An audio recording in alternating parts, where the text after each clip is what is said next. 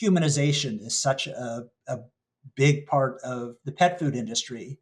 And over time, I think the idea that pets are members of the family is pretty well established in the market.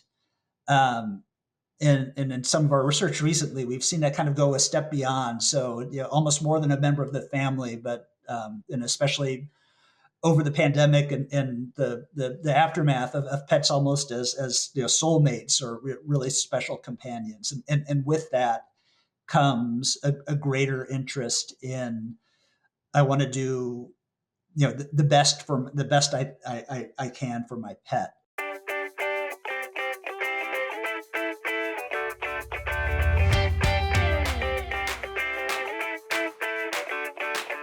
Hello, welcome and Happy New Year, and welcome to a new podcast from the Pet Food Science podcast series brought to you by Wisenetics. My name is Jan Sukodolski. I'm here an associate and professor at Texas University, and I'm here to bring you the latest insights into the pet food industry and pet food science. So get ready to expand your knowledge and stay ahead with today's episode. And it's my great honor to welcome John Owens here. He comes from the Mintel Research Group. It's a market research company. John is an associate director for the food and retail reports. Welcome, John. Thank you for having me. And today we're going to talk a little bit about market trends, new pet foods. What is the new trends? Especially, we're going to focus a little bit on fresh food, refrigerated foods. How do they influence? And so, John, what I like to do is let our guests introduce themselves a little bit. As I said, we have a huge, wide audience, all the way from companies. We have the researchers. We have also grad students. So what was your story? Where do you come from? Your education? How did you end up with market research? And what are your highlights? Yes. Well, I've been in the market research world, and specifically with Mintel, for about the last 15 years.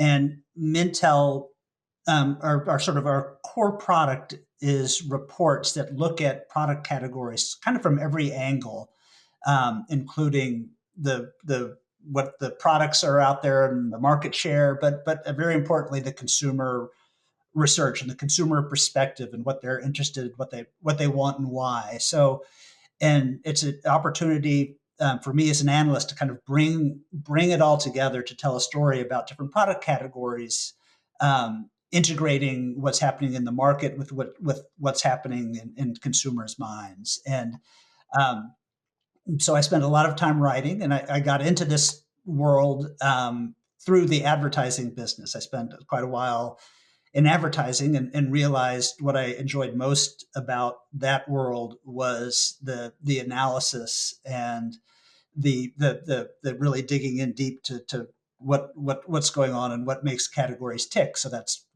led me to market research. And over time, I've covered a wide range of topics, from household products to sort of lifestyle-related reports. But in the last 7 or 8 years, I've really focused in on retail and grocery products, and pet food happens to be one of the categories that I've been following very closely. So I sort of look at pet food both from the pet food standpoint, but also from the people food standpoint, and to understand kind of some of the links and similarities that we see between those two markets. You said you're an analyst. So what is your background from this academic background or from the study, and how did it actually evolve? How could you use that?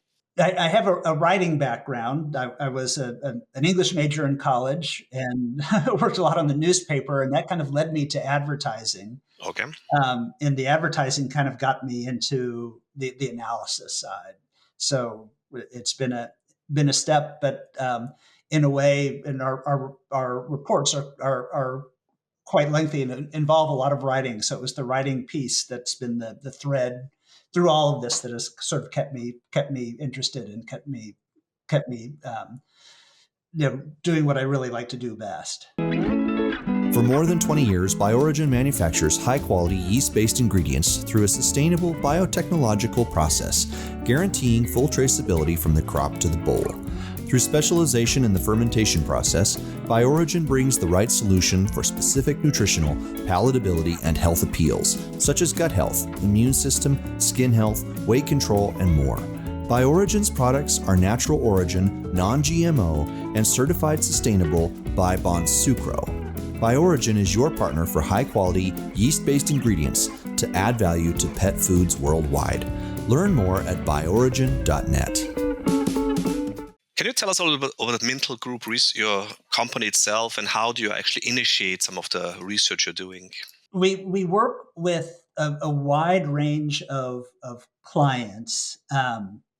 And in any particular industry, it might include the retailers that serve that industry, the big manufacturers, also the suppliers, the companies that are making the ingredients or have the packaging, even, and a whole wide range of things. And we write reports or do reports that obviously are topics of interest to those companies, and we'll start every reports with kind of trying to get at what are the key issues, what do we want to ask consumers about, with a little background knowledge of the category as well, and decide what's what on behalf of our clients, what do we really want to dig into to help them understand what's going on in the market, and why. hmm So practically, where do you start kind of? So if somebody, let's say a new company says, I have this new pet food category, so where would you start like that? I think it all goes back to the consumer for us, and what they're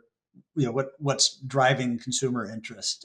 So we might look at it from a product standpoint. What are the products out there, and how are those serving needs? We have a database that we can track pretty much every product that's introduced in big product categories. So really, a lot of different ways to look at a category. And while much of what we do is syndicated in that we'll sell our reports are available to a wide range of clients, we also do custom work as well. If a particular client is very interested in a specific topic, we'll work with them to figure out the best way to get the answers they need.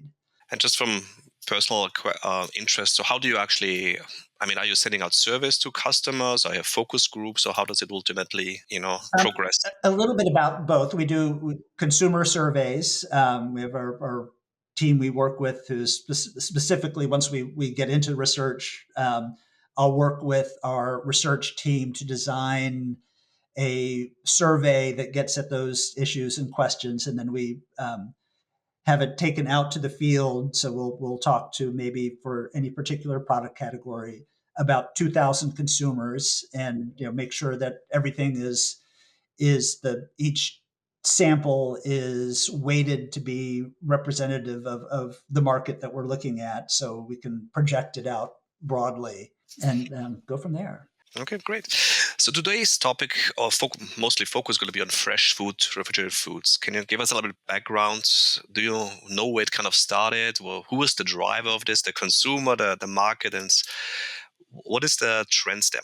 Yeah, they've been around quite a while, and existed as kind of as in the DTC world, and they and where subscription services where you can get fresh food delivered directly to you on a regular basis, and they've had success over time. And I think what's interesting to us, and why it's become a particular topic these days, is they've kind of broken out of that mold, that model of being a very niche um, service to people who really want to give their pets something that they feel is the best possible food, into and breaking out of that and really more into the mainstream. So we think it's interesting that they've gone beyond that DTC model, and now they're doing national advertising. A lot of the brands are out there on TV, and they have a presence at retail at all the same pet food stores and pet stores that are selling conventional food as well. So they're having an impact on the broader market as well. In this market, what are the most notable trends? So which kind of pet food are we looking at? It's all, I guess, kind of wet food, and very close to the source. So the whole idea is that it's less processed. It's often promoted as human grade and differentiated from the market in that way. But recognizable, sort of recognizable foods that you might almost see as food, people food as well. So they kind of tap into that notion that we've seen across the market. Humanization is such a big part of the pet food industry, and over time, I think the idea that pets are members of the family is pretty well established in the market. Um, and in some of our research recently, we've seen that kind of go a step beyond. So, almost more than a member of the family, but and especially over the pandemic and the aftermath of pets almost as soulmates or really special companions. And with that comes a greater interest in, I want to do the best I can for my pet.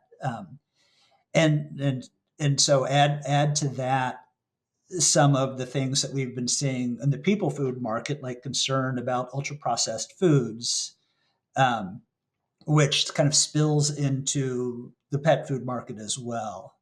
Um, and interestingly, it's something that the fresh food brands have kind of picked up on and really play into. So their marketing talks about, takes Kibble, which is certainly the sort of the standard of the category. By our research, 80% of consumers use Kibble to one degree or another in their feeding regimen, and it's certainly cost effective and it's convenient.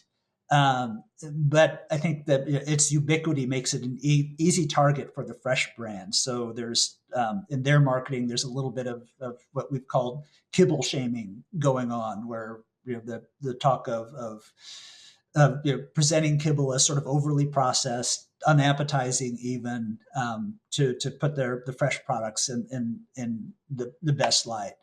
Um, and at least to a certain degree, 2/3 of our of pet owners will not along to the idea that commercial pet food brands are overly processed. So all of the people food issues around ultra processed have kind of fed into the perception that these fresh brands are really trying to take advantage of. Let me take a quick step back, and we're going to come back to this people shaming a little bit. But you said just numbers. You said 80% is the market share kind of Kibble at the moment. You think, or The actual market share probably is a little lower than that, but it's still probably over half. But 80% of pet owners, and it's pretty consistent for both dog and cat, use Kibble at least part of the time for the regimen. So pretty much everybody uses Kibble to one degree or another. So how is roughly the market share about all those fresh food diets now? It's hard to measure because it mostly falls out of kind of the traditional measured channels that we see. But at least a year or two ago, when we were kind of digging into it based both on our research and sort of secondary research, we estimated that it's about 1 or 2% if you look at it on a volume basis or feedings basis. But because it's at such a cost premium, it might be as much as 4 or 5% of the market at this Okay. point, and it's certainly growing. But again, that's an estimate. But again, I think what we see and are sort of predicting will happen a little bit is that yes, it will grow, but realistically, it's so expensive that it's always going to exist to some degree as a super premium niche. But its presence in the market, especially as it's come into the mainstream more and available at big box pet stores and on that in advertising, is that it's really going to have a ripple effect on the broader market. Okay, let me come back to that one later. What does it mean long term? But coming back to what drives this fresh food? Is it a little bit obviously people want to do the best, what is the best and so on. But who is the driver of this? I mean, research is still kind of lagging behind, I would think, at the moment. I mean, that's my impression. So is it more the perception? Is it the research? Is it the marketing? Who you think, or is it a combination of both? We've seen at least initially, many of the brands are simply purely working on the idea of fresh is better. Fresh is implicitly healthier, and regardless of what the actual nutritional research might say, the impression that it's something that it's food that you would eat yourself in effect. So it somehow must be healthier for your pet. Um, and more recently, some of the brands have kind of gone beyond that and have found ways to sort of provide more justification for fresh, beyond just the idea of fresh is inherently good. So that's one trend we've seen as brands have presented themselves, that fresh as sort of, or it's been tested and it's better in different ways. And also, in from a sort of more anecdotal standpoint, many of the brands really tell or allow their users to tell stories of life changing benefits of the product, and dogs, especially say rescues that came in that were unhealthy, that were brought back to good health through the product. So there's a lot out there that really talks about how they can make a big difference, as well as just allowing you to feel good that you're feeding your pet something that's fresher and better. So it's a lot of anecdotal too, though. No, Right. great. Okay, so what do you see kind of now the future? You said before, I mean, the trend's going to be there, but obviously the challenge, the hurdle is the premium price for it, right? So, Right. but what do you mean with the ripple effect, and where do you see other product categories falling behind? Not behind in this trend. Yeah, this is it. I think it really kind of hit us pretty hard when I was at a pet store, and I was looking at a big display that one of the fresh brands had set up that involved the products as well as video, and the promise of these life changing benefits for your pet were front and center. So as a pet food shopper, being in that store, going to the kibble aisle, but seeing over here this product that's implicitly saying you're not making the best choice anymore.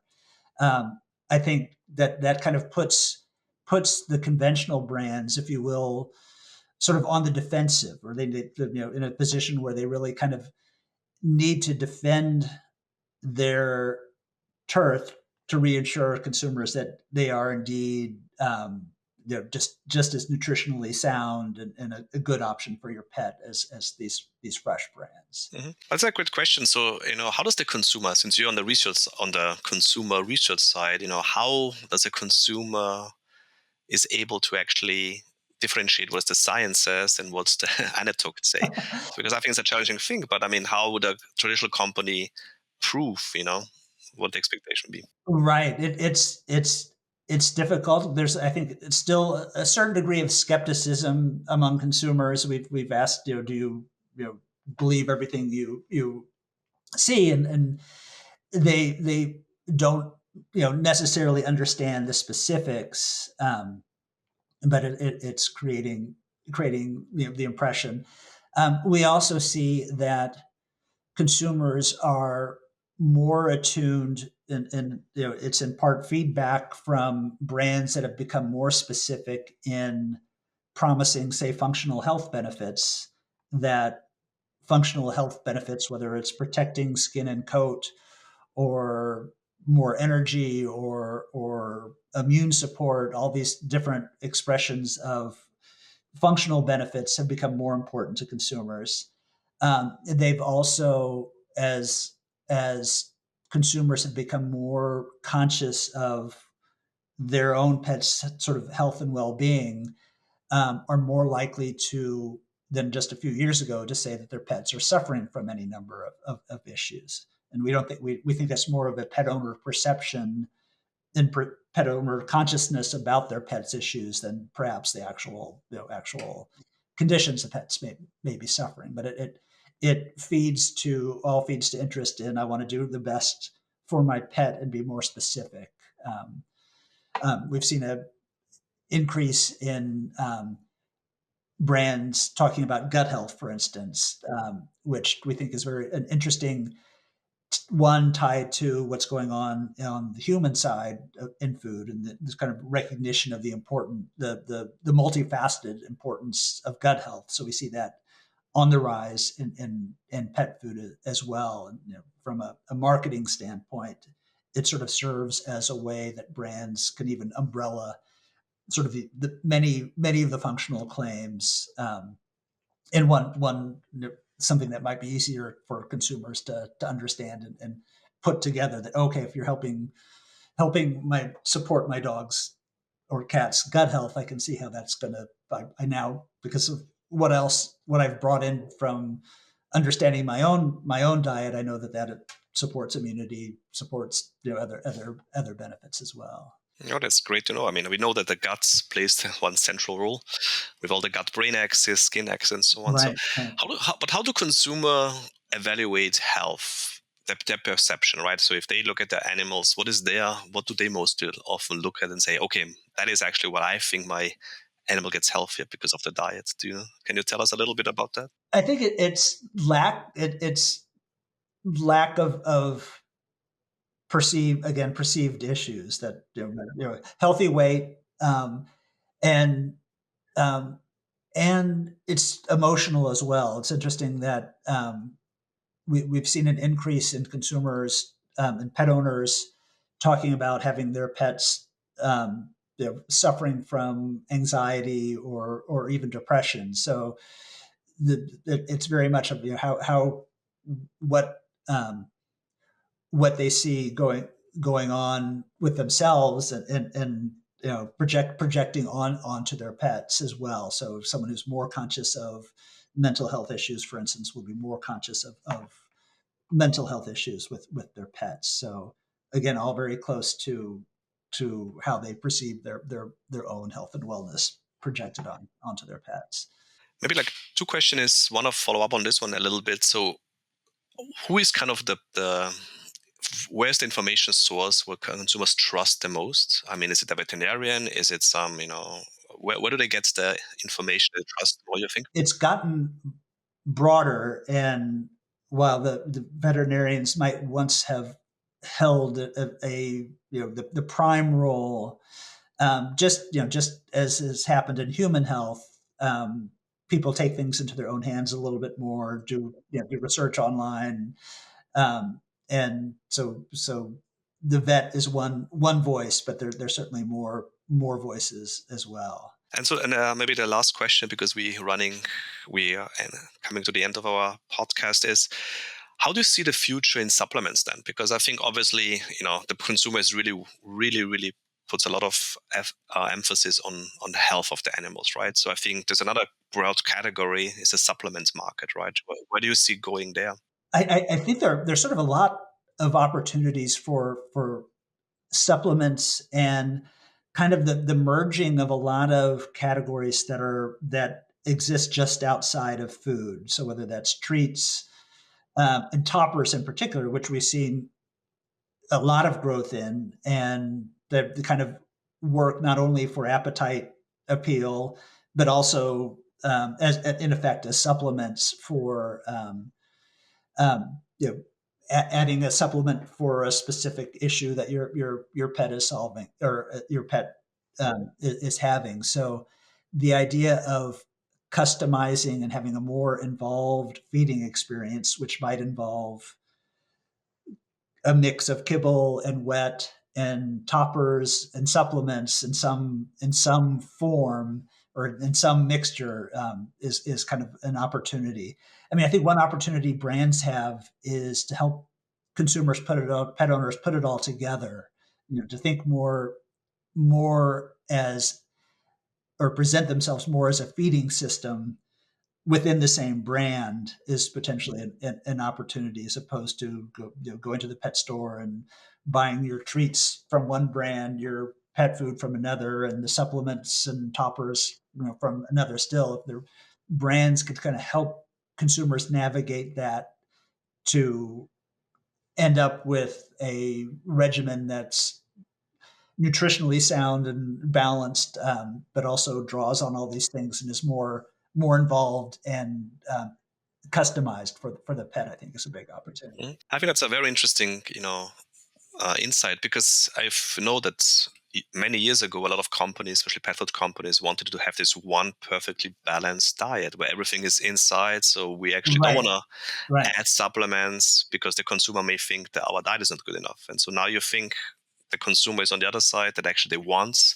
additional supplements on top of the diet. Right. And I think it's both to address specific health issues, but also to make that feeding experience more involved or more engaging. So the feeding experience is more sort of an act of love and care for your pet as opposed to just dumping the kibble in the bowl and walking away.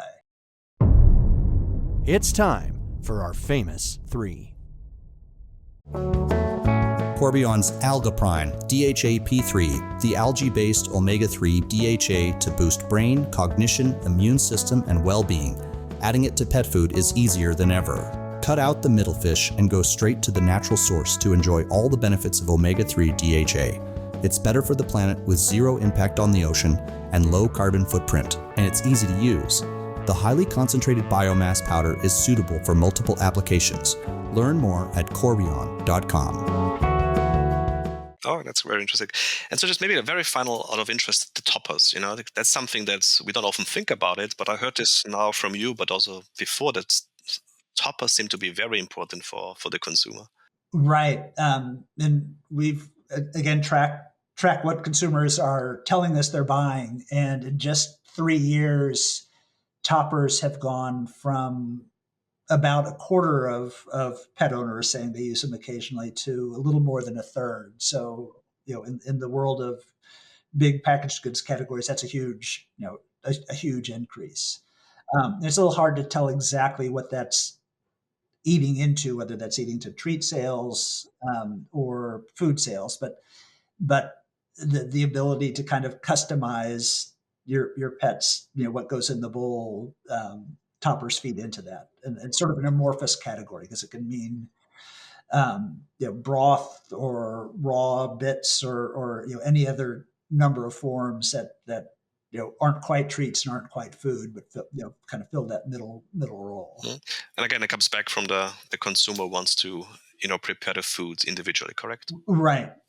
Yes, one more thought about supplements, and another thing we've been tracking that kind of goes beyond the fresh food brands is consumers making their own food, and even harder to track the actual numbers there. Although we know from our research that there's a lot of interest in it, and we've seen some suppliers playing it, fresh brands that say, okay, you can go buy your, the chicken and all the ingredients. We'll provide you with the supplements and the instructions and the sort of the recipes to create a balanced diet. So another opportunity sort of beyond the fresh brands themselves, that are particularly for the supplement makers. Well, thank you so much, John. That was a very, very insightful. I think it's very interesting how the consumer really drives a lot of those markets, niches and so on. So there are lots to learn. Usually, I like to always end up with a more personal question or more like your experiences, So what drives you? Like why, you said you started in marketing, writing English major, how to come into the pet food and what drives you and what is your really motivation for the future that we really would like to change in the future? Oh gosh. No, I writing about pet food kind of brings strong interests together because I enjoy writing, and as a family, we've always had multiple pets. Although we're down to just a dog now, that's my constant companion. So just I'm enjoying bringing those two aspects of my life together. It seems like sort of a luxury to be able to do that. So I'm really enjoying that. Great. And you're cooking for your dog yourself? No. Perfect. Good. Okay, thank you so much, Sir. And that concludes another episode of the Pet Food Science Podcast brought to you by Wisenetics. Thank you for joining us today. Don't forget to subscribe. to our podcast to stay updated on future episodes. And if you enjoyed today's episode, please leave us a review. Your feedback is very invaluable to us. Until next time, this is Jan Sugodolski signing off from the Pet Food Science Podcast. Bye-bye.